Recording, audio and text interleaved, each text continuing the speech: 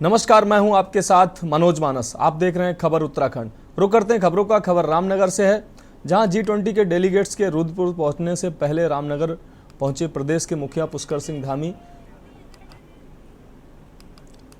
वहीं धामी ने कहा कि इस देश के लिए सौभाग्य की बात है कि G20 का कार्यक्रम हो रहा है। उन्होंने कहा कि यह हमारे भारत के यशस्वी प्रधानमंत्री के नेतृत्व में भारत को G20 की अध्यक्षता मिली है। यह हमारे लिए गर्व की बात है। उन्होंने कहा कि इसको लेकर अनेक कार्यक्रम भारत में हो रहे हैं और उसको लेकर उत्तराखंड में 3 बैठकें हुई हैं। यह गर्व की बात है कि पहली बैठक उत्तराखंड के पर्यटन नगरी में हो रही है, जिसमें पूरी दुनिया के लोग चर्चा करेंगे और राउंड द टेबल बैठक होनी है। आपको बता दें कि मुख्यमंत्री ने कहा कि पूरे विश्व से आने वाले लोग जहां एक और उत्तराखंड की संस्कृति से रूबरू होंगे, वहीं हमारे प्रदेश का नाम भी विश्वविख्यात होगा। हमारे लिए बहुत सौभाग्य और गौरव की बात है कि हमारे देश के यशस्वी प्रधानमंत्री मोदी जी के नेतृत्व में जो भारत को G20 की अध्यक्षता मिली है और उसके अनेकों कार्यक्रम आज पूरे देश के अंदर हो रहे हैं। उसमें से 3 बड़ी बैठकें उत्तराखंड के अंदर हो रही है और पहली बैठक रामनगर में हो रही है, जिसमें पूरी दुनिया के लोग चर्चा करेंगे और राउंड द टेबल जो PSC लेवल की बैठक है वो यहाँ पर हो रही है। इससे निश्चित रूप से हमारे प्रदेश को पूरी दुनिया के अंदर लोग जानेंगे और हमारी संस्कृति भी दुनिया के अंदर जाएगी। हमारे यहाँ की जो विशेषताएं हैं, यहाँ की मातृशक्ति के द्वारा किए हुए काम हैं, यहाँ का हमारा कॉर्बेट का जो एक अपना चित्रण है वह भी सबके सामने आए। खबर देहरादून से है, जहां मुख्यमंत्री पुष्कर सिंह धामी की अध्यक्षता में चारधाम यात्रा की महत्वपूर्ण बैठक हुई। आपको बता दें कि चारधाम यात्रा से जुड़ी इस बैठक में पुलिस, पर्यटन विभाग, परिवहन विभाग, स्वास्थ्य के साथ अन्य कई विभागों के अधिकारी भी मौजूद रहे। वहीं मुख्यमंत्री पुष्कर सिंह धामी ने मीडिया से जानकारी साझा करते हुए कहा कि स्थानीय लोगों को चारधाम यात्रा में रजिस्ट्रेशन कराने की कोई ज़रूरत नहीं है। इसके साथ ही जो भी श्रद्धालु देश विदेश से उत्तराखंड आएंगे, सभी को दर्शन करने का मौका मिलेगा। अगर किसी श्रद्धालु का रजिस्ट्रेशन नहीं होगा पर होटल बुक करा चुके हैं तो उन्हें भी दर्शन करने का मौका मिलेगा। मुख्यमंत्री धामी ने आगे कहा कि भले ही एक दिन के बाद श्रद्धालुओं को दर्शन करना पड़े, लेकिन वे आसानी से चारों धामों के दर्शन कर सकेंगे।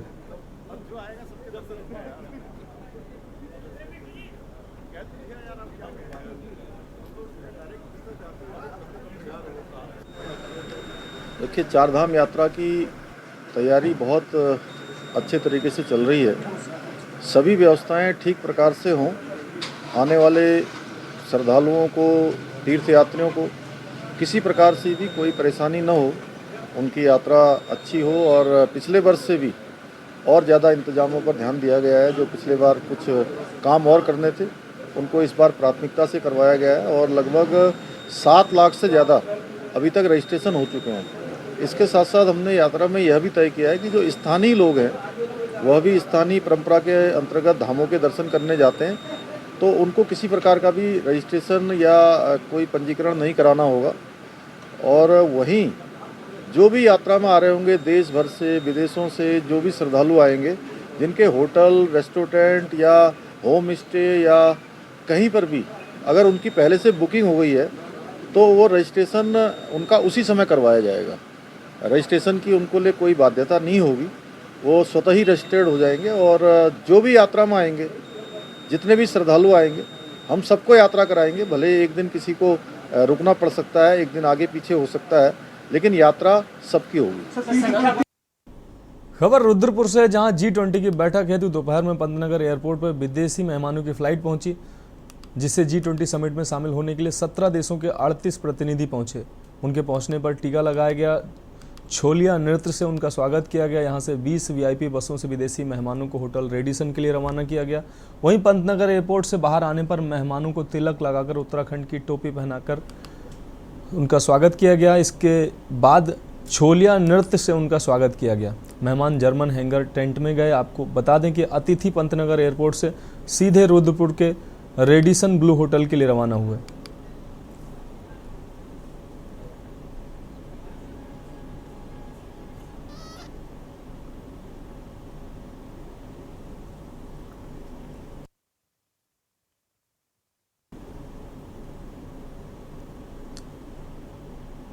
बात करते हैं अगली खबर का। रुड़की में डाक बंगले पर सहकारिता मंत्री धन सिंह रावत पहुंचे, जहां पर जिला पंचायत अध्यक्ष राजेंद्र चौधरी, विधायक प्रदीप बत्रा समेत भाजपा के कई कार्यकर्ताओं के साथ बैठक की, जिसमें उन्होंने कार्यकर्ताओं से हरिद्वार में गृह मंत्री अमित शाह के आगमन पर होने वाले कार्यक्रम में अधिक से अधिक पहुंचने का आह्वान किया।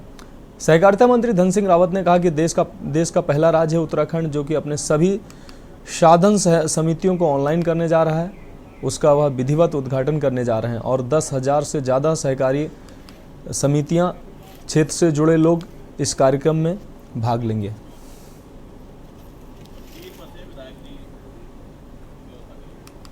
हमारे देश के गृह मंत्री और सहकारिता मंत्री जी हरिद्वार जिले में आ रहे हैं और इस स्कूल मैदान में एक सरकारी प्रोग्राम है सहकारिता विभाग का। देश का पहला राज्य है उत्तराखंड जो कि अपने सभी साधन सहकारी समितियों को ऑनलाइन करने जा रहा है, उसका वो विधिवत उस दिन उद्घाटन करने जा रहे हैं और 10,000 से ज़्यादा सहकारिता क्षेत्र के जुड़े हुए लोग उस कार्यक्रम में भाग लेने वाले हैं और आज इसी परिप्रेक्ष्य में मैं आया था।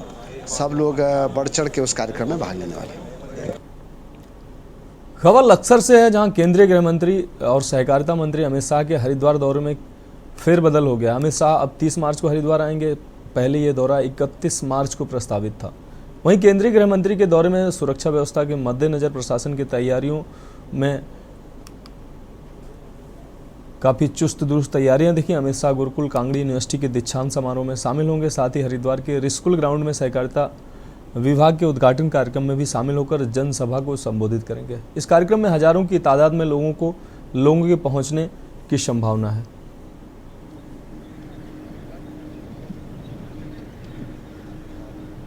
ये एक दिवसीय प्रोग्राम है माननीय केंद्रीय मंत्री गृह का जो है यहाँ पर, और इसमें 3 जगह प्रोग्राम अभी प्रस्तावित है। क्योंकि अभी जो प्रोग्राम आया उसके अनुसार हमारे 3 जगह प्रोग्राम जो पतंजलि, गुरुकुल और ऋषिकुल में भी होगा। इसको देखते हुए प्रशासन, पुलिस की टीमें लगी हुई है, संबंधित विभाग भी लगा हुआ है और जो मानक है सुरक्षा व्यवस्था के उसको देखते हुए सुदृढ़ व्यवस्था की जाएगी। क्योंकि काफ़ी बड़ी तादाद में यहाँ पब्लिक के और जो कोऑपरेटिव का जो प्रोग्राम है उसमें भी कोऑपरेटिव के लोग करीब 8-10 हज़ार की संख्या जैसा अनुमानित अभी मुझे पता चला आएगी। तो उसको देखते हुए ट्रैफिक यातायात व्यवस्था को भी सुचारू रखना, इन सभी व्यवस्थाओं को लेके प्रशासन और पुलिस साथ में इसमें हम लोग इसमें लगे हुए हैं तैयारियों में। जो अभी सहकारिता विभाग की तरफ से बताया गया है उसके हिसाब से यहाँ का कार्यक्रम है और कोऑपरेटिव डिपार्टमेंट्स की कई योजनाओं का वहाँ उनको शिलान्यास मतलब उद्घाटन भी करना है। साथ ही साथ जो टेंटेटिव जानकारी उसके हिसाब से गुरुकुल कांगड़ी में कन्वोकेशन का प्रोग्राम है और पतंजलि योग पीठ में संन्यास दीक्षा का कार्यक्रम है। ये तो संबंधित विभाग बताएगा कि कितनी लाभार्थी आएंगे, उस योजना से जुड़े कितने लोगों को बुलाया जा रहा है। लेकिन प्रशासन की जो तैयारी आमतौर पे होती है वो मुख्य रूप से सुरक्षा व्यवस्था को लेकर, ट्रैफिक व्यवस्था को लेकर, साथ ही जहाँ कार्यक्रम हो रहा है वहाँ पर टेंटेज की व्यवस्था, इन सब चीज़ों का संबंधित विभाग के सहयोग से कार्य प्रारंभ करा दिया गया है। उत्तराखंड की धामी सरकार का 1 साल पूरा होने पर सभी विधानसभाओं में एक साल नई मिसाल कार्यक्रम का आयोजन किया गया। लक्सर विधानसभा स्थित युवराज पैलेस में भी 1 साल नई मिसाल कार्यक्रम के तहत बहुउद्देशीय शिविर का आयोजन किया गया। कार्यक्रम में उत्तराखंड महिला आयोग के अध्यक्ष कुसुम कंडवाल और लक्सर से बसपा विधायक मोहम्मद शहजाद समेत कई विभागों के अधिकारी और स्थानीय लोग मौजूद रहे। शिविर में राज्य सरकार द्वारा संचालित सभी जन कल्याणकारी योजनाओं की जानकारी लोगों को दी गई। इस दौरान राज्य महिला आयोग के अध्यक्ष कुसुम कंडवाल ने धामी सरकार की 1 साल की उपलब्धियों की सराहना की और कहा कि भाजपा सरकार के राज्य में जनहित के कार्य किए जा रहे हैं।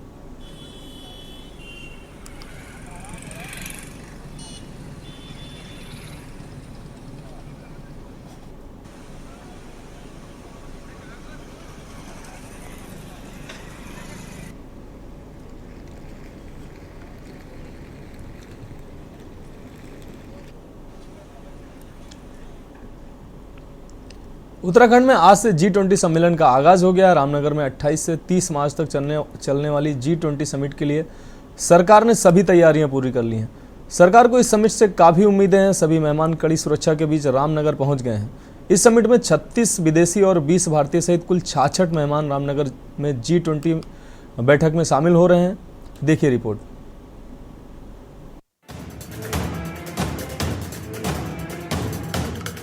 उत्तराखंड में आज से G20 सम्मेलन का आगाज हो गया है। रामनगर में 28 से 30 मार्च तक चलने वाली G20 समिट के लिए सरकार ने सभी तैयारियां पूरी की हैं। सरकार को इस समिट से काफ़ी उम्मीदें हैं। सभी मेहमान कड़ी सुरक्षा के बीच रामनगर पहुंच गए हैं। सूत्रों के अनुसार इस समिट में 36 विदेशी और 20 भारतीय सहित कुल 66 मेहमान रामनगर G20 समिट में शामिल होने के लिए पहुंचे हैं।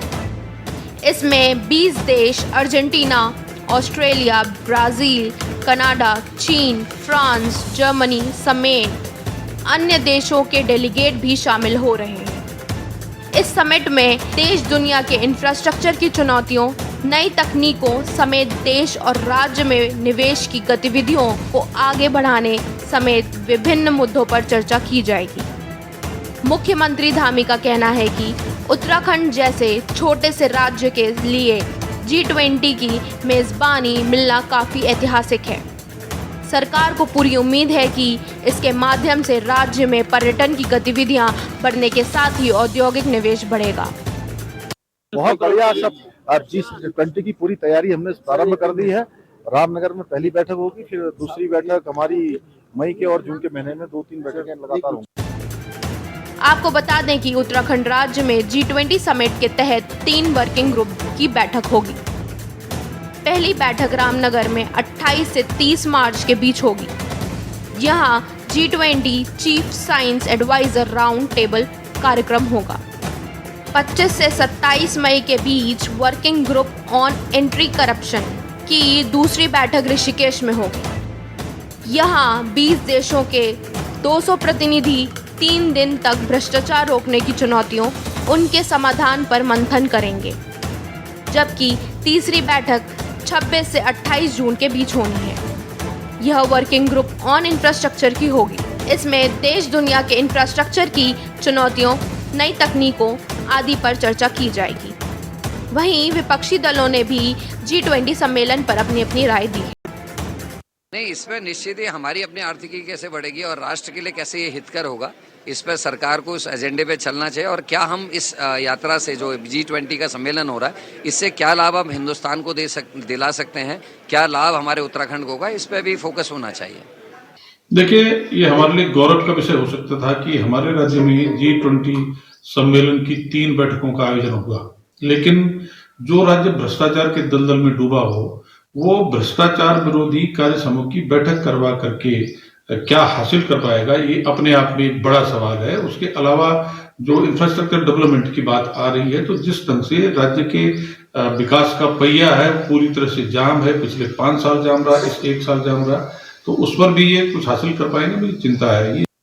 सीधे बजट की बर्बादी है, पैसे की बर्बादी है, समय की बर्बादी है। जिन अधिकारियों को काम करना चाहिए आम जन समस्याएं सुलझाने के लिए, उन सबको इस तरीके की तैयारियों में जुट करके सरकार सिर्फ कागजी और हवाई वाहवाही पाना चाहती है। धरातल पे जो इसका जो परिणाम आएगा वो कुछ भी नहीं। आप ये लगा लीजिए कि सरकार ने इससे पहले इन्वेस्टर समिट किया था, कोई भी इन्वेस्टर उत्तराखंड में आया नहीं। ऊपर से इन्वेस्टर्स को सिंगल विंडो के नाम पे तमाम तरीके से उत्पीड़न किया जाता है, रिश्वत की मांग की जाती है, पंचायत किया जाता है। कुल मिलाकर उत्तराखंड राज्य के लिए यह एक बड़ी बात है कि उसे G20 की मेजबानी मिली है। इस G20 सम्मेलन से राज्य को काफी उम्मीदें हैं।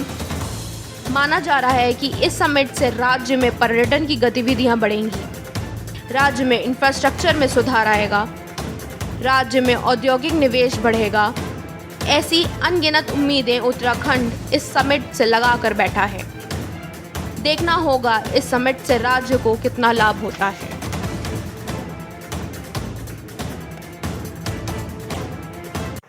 G20 की बैठक को लेकर के रामनगर आज चमक उठाया, वहीं पुलिस सुरक्षा भी तैनात है। आपको बताते थे कि आज बाहरी पर्यटक, जो विदेशी पर्यटक हमारे वैज्ञानिक लोग रामनगर के अंदर उत्तराखंड के अंदर पहली बार आ रहे हैं, जिसको लेकर के चप्पे चप्पर में पुलिस अपनी चौकस है। यहाँ तक कि जंगल से लेकर बाजार तक के लेकर हर गली में पुलिस चौकस है। LIU विभाग, STF, LIU विभाग में सारे विभाग के लोग हैं नजर आ रहे हैं। वहीं रामनगर की जनता भी बाहरी मेहमानों की सुरक्षा के लिए और सुविधा के रामनगर को चमका दिया है। आपको बता दें कि आप देख रहे हैं कि कोसी बराज से लेकर के महाविद्यालय की दीवारों पर चित्रकारी करना किस तरीके से हमारी संस्कृति को उजागर कराता है। ये बाहरी मेहमान आकर के खुश हों और हमारे उत्तराखंड का एक नाम है। रामनगर से चंद्रशेखर की विशेष रिपोर्ट। खबर नैनीताल से, जहां उत्तराखंड हाईकोर्ट में देहरादून मुनि रेती में आवारा पशुओं की देखरेख और भरण पोषण के लिए बनाई गई, वहीं गौशाला में रखे गए पशुओं के भरण पोषण के लिए पर्याप्त धनराशि उपलब्ध न कराने को लेकर दायर याचिका पर सुनवाई हुई। मामले की सुनवाई के बाद कोर्ट की खंडपीठ ने नगरपालिका मुनि की रेती को नोटिस जारी कर 1 सप्ताह में जवाब दाखिल करने को कहा। मामले की सुनवाई के 8 मई की तिथि नियत की गई। आपको बता दें कि दून एनिमल वेलफेयर संस्थान ने याचिका दायर कर कहा कि पूर्व में माननीय उच्च न्यायालय द्वारा सभी नगर निकायों को आदेश दिया गया था कि निकाय आवारा पशुओं के लिए भोजन व्यवस्था और रहने की व्यवस्था करें।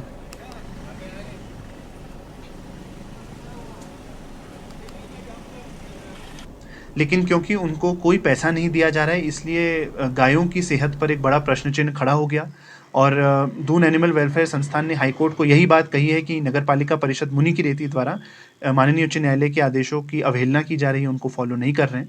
और सबसे अजीब बात यह है कि राज्य सरकार ने प्रस्तुत मामले में एक शपथ पत्र दाखिल करके दून एनिमल वेलफेयर संस्थान की बात को सही बोला है। बल्कि राज्य सरकार ने तो ये कहा है कि वो 80 रुपये प्रतिदिन मांग रहे हैं और राज्य सरकार के हिसाब से तो 125 रुपये प्रतिदिन केवल चारे के लिए देनी चाहिए। लेकिन दून एनिमल वेलफेयर की संस्था की याचिका पर जो है आपका मुनि की रेती है, उसका ये कहना है कि 80 रुपये एक बार एक गाय के आजीवन के लिए देती है और उनको ये देने की ज़रूरत नहीं है और वो इसीलिए भुगतान रोक रहे हैं। तो इस मामले को बहुत गंभीरता से लेते हुए माननीय उच्च न्यायालय ने नगरपालिका परिषद मुनि की रेती से 1 सप्ताह में अपना जवाब दाखिल करने को कहा है और मामले की अगली सुनवाई 8 मई 2023 को लगा दी है।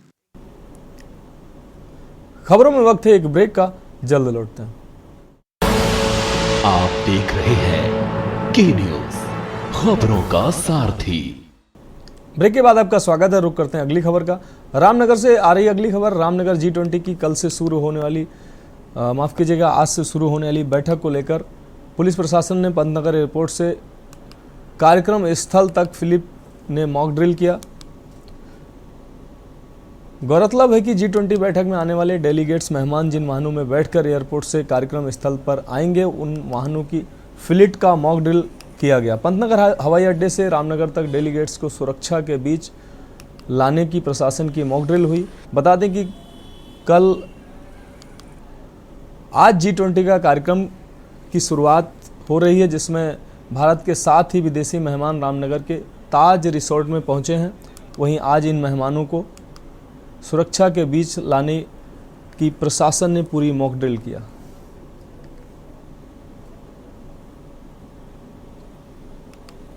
G20 की बैठक को लेकर के रामनगर आज चमक उठाया, वहीं पुलिस सुरक्षा भी तैनात है। आपको बताते थे कि आज बाहरी पर्यटक जो विदेशी पर्यटक हमारे वैज्ञानिक लोग रामनगर के अंदर उत्तराखंड के अंदर पहली बार आ रहे हैं, जिसको लेकर के चप्पे चप्पर में पुलिस अपनी चौकस है।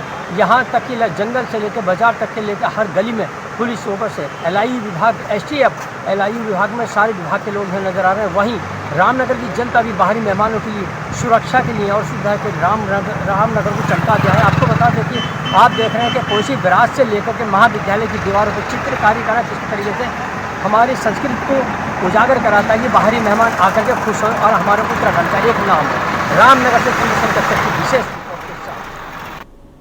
खबर रुड़की से है। रुड़की के रामनगर स्थित रामलीला मैदान में नई मिसाल राज्य सरकार के एक वर्ष पूर्ण होने के अवसर पर सरकार आपके द्वार कार्यक्रम के तहत शिविर का आयोजन विधायक प्रदीप बत्रा के नेतृत्व में लगाया गया, जिसमें गर्भवती महिलाओं को मुख्यमंत्री महालक्ष्मी किट वितरित की गई।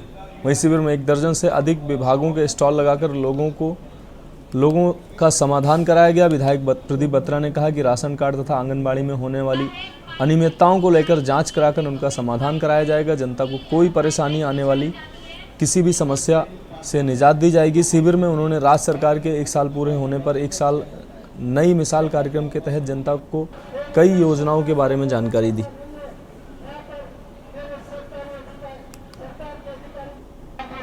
बहुउद्देशीय शिविर आज रामनगर में लगाया गया है।